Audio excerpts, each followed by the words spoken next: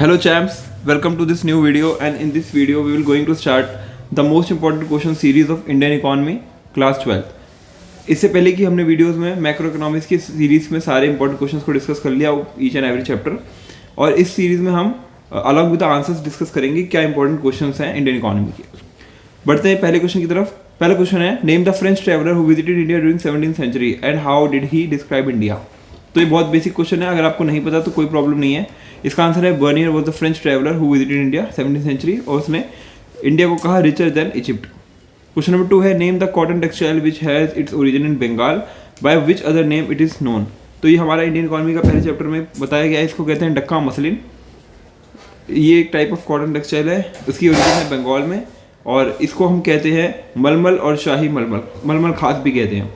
Question number 3 है, name some notable economist who estimated India's per capita income during the colonial period. NCERT का important question है, तो आपको पता है Dadabhai Naoroji, William Digby, V K R V. Rao and R C. Desai.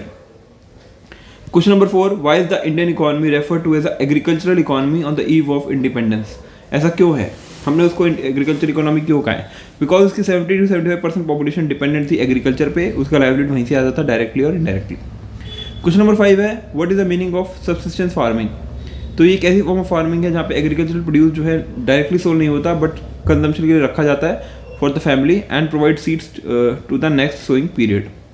तो आपको इस तरीके से क्वेश्चन के आंसर्स पता होने चाहिए। मैंने ऑलरेडी यहाँ पे आंसर्स अटैच करे हैं, आपको खाली यहाँ पे आके क्वेश्चंस की देखना है क्या इंपॉर्टेंट क्वेश्चन है। अगर आपको चाहते हैं कि इसकी आंसर को आप एलोबरेट करना चाहते हैं तो आप प्लीज़ जाके एनसीईआरटी को फॉलो करें और वहाँ से आप इसको एलोबरेट तरीके से कर भी सकते हैं। मैंने अपनी इंडियन इकोनॉमी की एक सीरीज क्रिएट करी है जिसमें मैंने अभी तक 3 चैप्टर्स को डिस्कस कर लिया है ऑलरेडी, और मैं उसके रिमेनिंग चैप्टर्स को भी अच्छे से डिस्कस करूँगा थ्रू एनसीईआरटी। क्वेश्चन नंबर 6 है, explain the meaning of commercialisation of agriculture. तो कमर्शलाइजेशन ऑफ एग्रीकल्चर एक रेफर करता है shift from cultivation to self consumption to cultivation for sale in the market. Okay. Question number 7 है, name some modern India's industries which were in operation in our country at the time of independence. तो cotton textile थी, jute textile, sugar थी, and cement and paper industries. तो बहुत basic question पूछते हैं exam में। What was in which when was India's first official census operation undertaken. तो 1881। Question number 9, what does occupation structure known. तो occupation structure show distribution of population across different sectors, primary, secondary, tertiary. Question number 10 है, what does demographic condition refers to. तो refers to various indicators reflected to the related to the population of countries such as life expectancy, literacy rate, birth rate, etc. Question number 11 है, the zamindari system of land settlement was responsible for the stagnation of Indian agriculture, explain। तो यहाँ properly हमने explain किया हुआ है इसको properly, यहाँ से आप इसको रीड कर सकते हैं। क्वेश्चन नंबर 12 है, explain the various systems of collecting land revenue prevalent under the British rule. तो कौन कौन से लैंड रेवेन्यू सेटलमेंट थे? रेतवारी था हमारा, महलवारी था, ठीक है, जमींदारी सिस्टम था। Three kinds of systems were there prevalent. Question number 13, when was Suez Canal opened और इसके इंडियन इकोनॉमी क्या इफेक्ट थे। तो ये हमारा 1869 में था, और इसके क्या इफेक्ट थे वो हमने यहाँ पे डिस्कस किया हुआ है। क्वेश्चन नंबर 14 है, explain how the construction of railways affect the structure of Indian economy. तो यहाँ पे रेलवेज का क्या कंस्ट्रक्शन स्ट्रक्चर था और किस तरीके से उसने इंडियन इकोनॉमी में पहले तो अंडरटेक लॉन्ग डिस्टेंस ट्रैवल को ईजी बना दिया, commercialisation of Indian agriculture possible हो पाया, और transportation of food supplies to famine affected areas को क्विकली हो पाए, उसके लिए हेल्प करा। तो मैं बोल रहा हूँ अगर आपने सारे क्वेश्चंस को ही 10 से 15 बार रिपीट करके याद कर लिया, रीड कर लिया, लिख के देख लिया, and I am guaranteeing you will score 95+ marks in your exam. अगर आपने प्रॉपरली एक्सप्लेन किया तो मे बी आप 100 भी स्कोर कर सकते हैं। लेकिन अगर मैं 1-2 मार्क्स को छोड़ दिया जाए MCQ रिलेटेड क्वेश्चंस को, उसमें गलती होने के चांसेस होते हैं।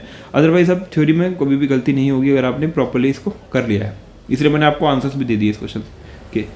Enumerate the main reasons of slow growth of population during British rule. तो यहाँ पे रीजंस है, death rate was high, infant mortality was high, infant mortality rate was high, और spread of epidemics famines was quite prevalent. Question number 16 है, downfall of kings of India led to the downfall of handicraft industries, do you agree. ठीक है, तो हमने यहाँ पे answers explain करा हुआ है। क्वेश्चन 17 है, what do you understand by the drain of Indian wealth during the colonial period. यहाँ पे एक्सप्लेन किया हुआ है, ये दादा भाई नरोजी ने बेसिकली एक्सप्लेन किया था, drain of India's wealth. Question number 18, which year is regarded as the defining year to mark the demographic transition from its first to the second decisive stage.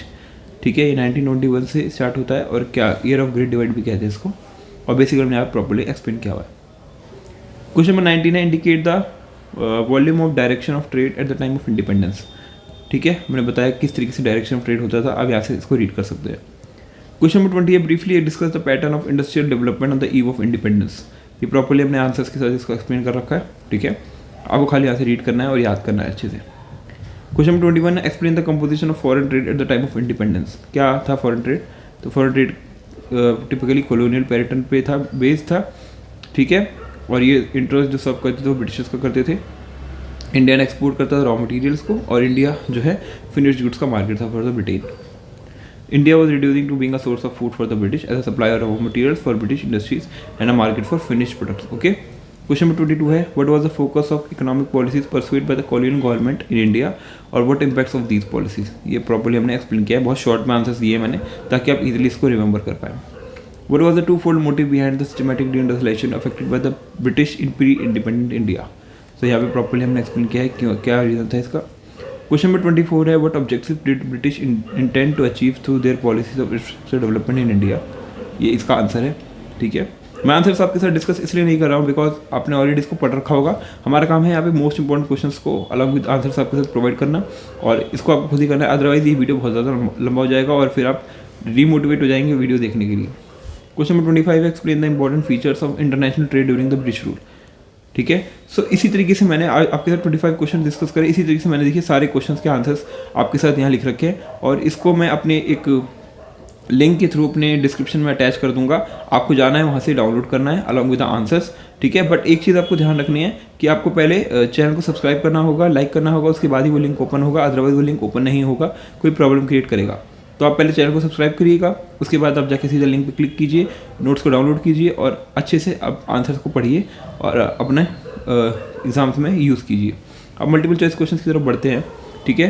तो पहला क्वेश्चन है which of the following are land revenue system, zamindari, mahalwari, ryotwari, ठीक है, इनमें से क्या था? तो ऑल ऑफ द अबव इसका आंसर है, ठीक है। Question number 2 what is per capita income, gross income, net income, average income, none of the above, ये है average income, okay. Question number 3 which of the following parameters indicated India's derived healthcare status during the colonial period? तो low life expectancy, high infant mortality, low level of literacy, ठीक है। इसका answer बहुत NP है, ठीक है, क्योंकि यहाँ पे हमें वो डिस्कस करना था हेल्थ केयर इंडिकेटर, इस वजह से ये वाला हमने लिटरेसी को नहीं कंसिडर किया क्योंकि वो एक रिलेटेड टू स्टडी है। क्वेश्चन नंबर 4 है Britishers followed discriminatory tariff policy which was the main objective of the same. क्या रीज़न था, मेन ऑब्जेक्टिव था? To have administrative control over India, to establish monopoly over foreign trade, to make India industrialise, all of the above. इसका answer है to establish monopoly of foreign trade. What was the overall literacy rate during the British period? 10%, 12%, 14, 16। Answer 16%। Occupation structure of India was biased towards agriculture, industry, foreign trade, none of the above. इसका answer है agriculture. Question number 7 है which type of industries were lacking during British rule? Handicraft, capital good, consumer, none of the. Capital good was the answer. During the British rule productivity of agriculture was low due to low level of technology, lack of irrigation, low use of fertiliser, all of the above, ठीक है। Some states witnessed decline in dependence of workforce on agricultural sector during the British rule. Which were the states? Tamil Nadu, Maharashtra, West Bengal, all the above. ठीक है, तो इसी तरीके से मैंने इनके सारे क्वेश्चंस के साथ अलॉन्ग विद आंसर्स आपके साथ यहाँ पे अटैच करा है, ठीक है। सो आई होप आपको वीडियो पसंद आया होगा। प्लीज़ अपने दोस्तों के साथ ये वीडियोस को शेयर कीजिए ताकि उनको भी अपने बोर्ड एग्जाम्स में हेल्प हो। और अगर आपने सारे क्वेश्चंस को आप अच्छे से कर लिया, याद कर लिया, तो आपका board exam of 2025 will be very easy, ठीक है, आपके लिए बहुत ईजी हो जाएगा। सो प्लीज़ मेरी वीडियोस को फॉलो कीजिए, मेरे नोट्स को डाउनलोड कीजिए, मेरे चैनल को सब्सक्राइब कीजिए, अपने दोस्तों को शेयर कीजिए, लाइक कीजिए, ताकि आपको फ्यूचर वीडियोस में और भी अच्छे से हेल्प कर पाऊँ मैं, ओके। सो वीडियो बनाने के लिए थैंक यू सो मच।